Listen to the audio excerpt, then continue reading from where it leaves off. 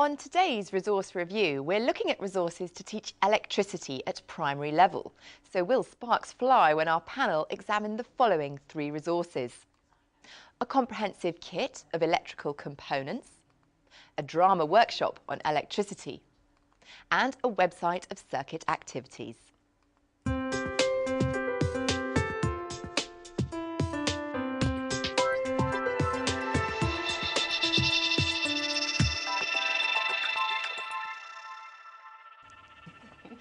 Recommending today's resources, we have Julia Tebanya, who is the primary consultant for the London Borough of Tower Hamlets.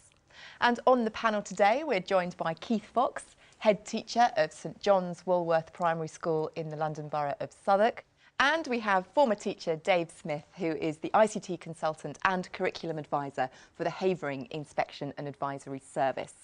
And of course, our regular resource investigator Dynamo, Matthew Tosh, is out and about seeing what pupils and teachers make of the resources. Julia, let's talk about your first resource, and it is the Understanding Electricity class set. What is it about this set that you like?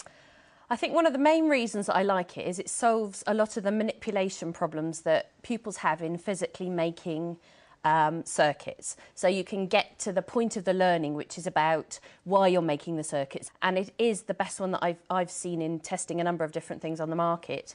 It makes a really simple connection, and you're not reliant on pupils being able to fiddle around with crocodile clips that they frequently find really difficult to do. OK, so who do you think this is specifically aimed at? Is it across the whole of primary? Yes, we road tested them in a Year 2 class, but because they also include things like resistance components and a range of different switches, they do allow you to use the kit right the way through. So it is a good investment because even your Year 6s can find challenge in making circuits from this. Well, thanks very much for all of that. Now let's go over to Goldstones Primary School in Hove, East Sussex, where Matthew Tosh is seeing the resource in action. The Understanding Electricity class set comes in a box with all of the components in, and all of the components are mounted on a bit of perspex like this, and they've got connectors at either end. Now there are light bulbs, motors, batteries and various switches that the children can work with. Now each of the components are mounted on this perspex, and it matches the diagrams that you get on the class set of instructions, so that children can follow the diagrams and build the circuits as they're represented in the pictures. Well, in a moment, Caroline Stevenson is going to come in with her Year 2 group, so let's see what they make of the Understanding Electricity class set. OK, right, if we look at our card, who can tell me what we're going to be learning about today? Ruben? Electricity. Electricity, excellent. OK, so if we... Caroline, can you talk me through how you've been using the class sets today?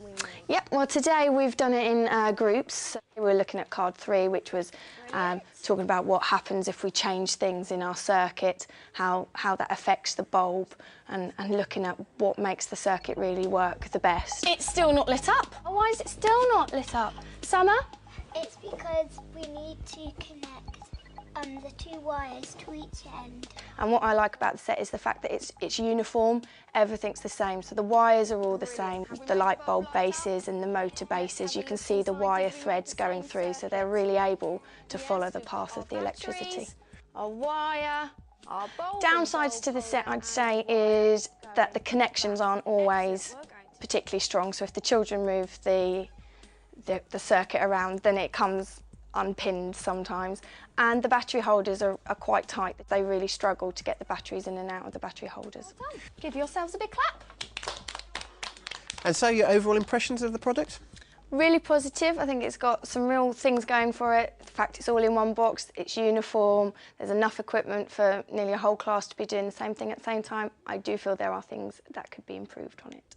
Thank you very much, Caroline. So there could be some improvements, but what do our panel think? It's back to the studio.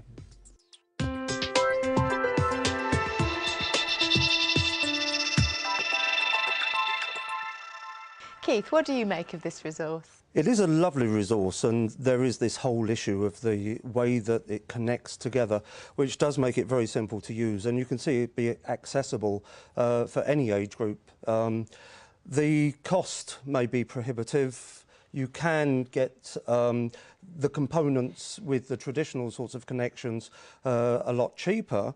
So the decision a school would have to make is this the one to go for, because the children can actually concentrate on the science and not waste their time in a lesson on messing about with screwdrivers and crocodile clips and all that other stuff. Dave, what did you think of it? I think I like the simplicity of it. I think I pick up what we're saying here about focusing on the science.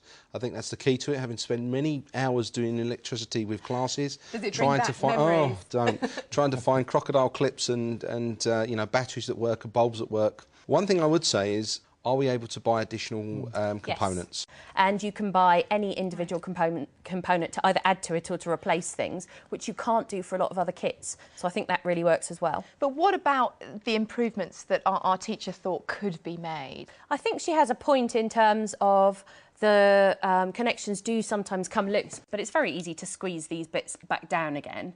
Well, thank you all. Time now to move on to Julia's second choice of resource, and this is a theatrical visiting workshop called Bright Sparks from Crewe. Tell us a bit more about this one.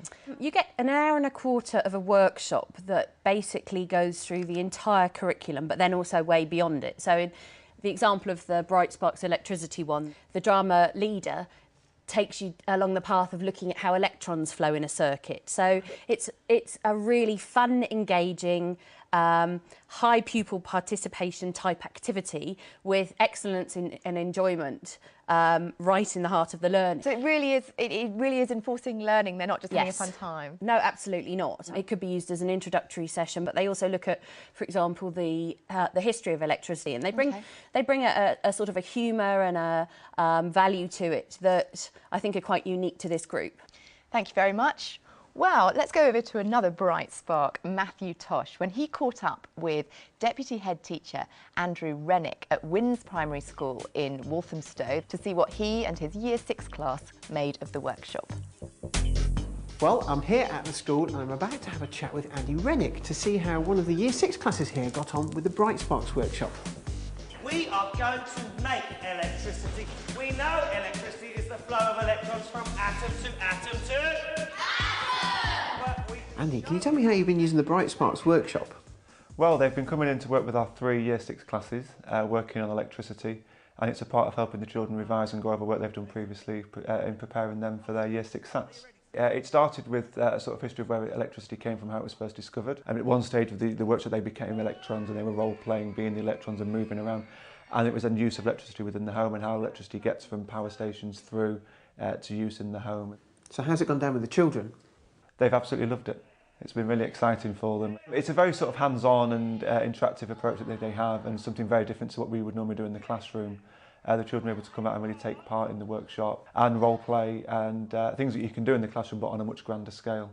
It sounds like a lot of fun, but some people could argue that if children are having fun, perhaps they're not learning as well. I think it's a very fine line, isn't it? That, you don't want the fun element to sort of overrule the learning of the children, but I think it's something that the workshop did very, very well. How does this relate to what you're doing in the classroom? And one of the units that they really go over is electricity. So the children have been doing a little bit of recap work, and the workshop goes over the same sort of ground with them, but in a different way, but also extends their learning. It sort of goes into things beyond Key Stage 2, but in a way that the children can really access. Right, I want you to circle around this atom, circling around in a circling motion. Electrons are attracted to the nucleus of atoms. So, in a nutshell, your overall impressions? I think it's a very worthwhile experience. The children and the staff get a lot out of it. The children find it very exciting and very interesting and learn lots, and the staff find it really complements what they're doing in the classroom. So good all round. Brilliant, thank you very much. Well, it's time to go back to the studio to see if the atmosphere really is electric.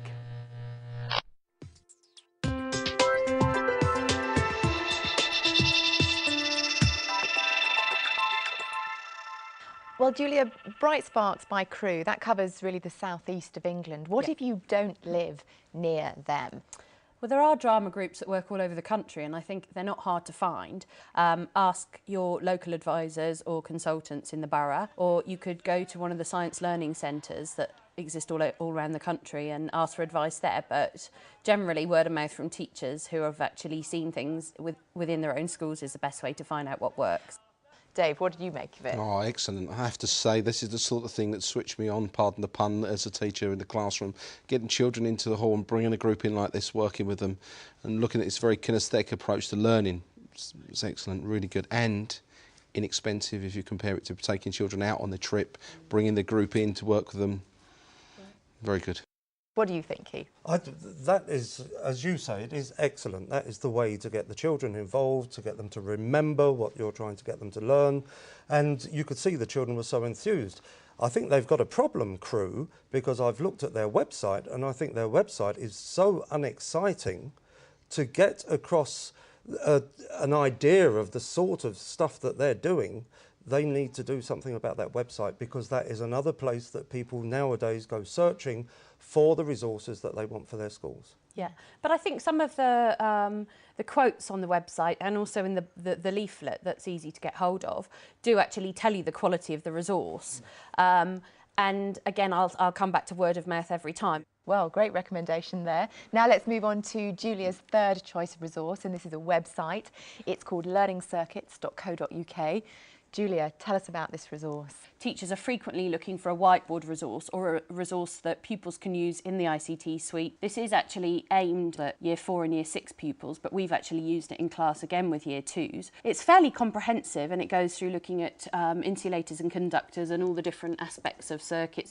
It doesn't do absolutely everything, but I think as a free resource, I think it's fantastic. And one of the parts that I know that we used and really enjoyed working at with the younger pupils was the section on changing circuits, because I think the connections are shown really, really well. When you go into adding different numbers of cells, it's relatively easy to manipulate, and you can immediately see the change in the brightness of the bulbs. At the end of the section, you get a game. It's a very simple game, but it still illustrates the point really nicely. But for Year 2s, this is pitched at the right level for group discussion about having a scenario around why you would want to change a circuit, because you've got to have a purpose for doing something, and this brings in the purpose as well. OK, well, let's see what the panel think. Keith. It's a good example of a web-based resource which actually supports the other things we've been looking at. I did think some of the pages had quite a lot of reading on it, even though it is geared up for older children. Yes. So some children of lower ability would need an adult with them. But as a whole class resource, which the teacher is using with an interactive whiteboard, very, very good, I felt. A free resource is very useful, and there are other ICT-based applications like this on the market, but as I say, the free element's useful. The one thing I would say, I'd like to see a drag and drop ability to it to actually get the children to think about which way round the cells need to go in the circuit.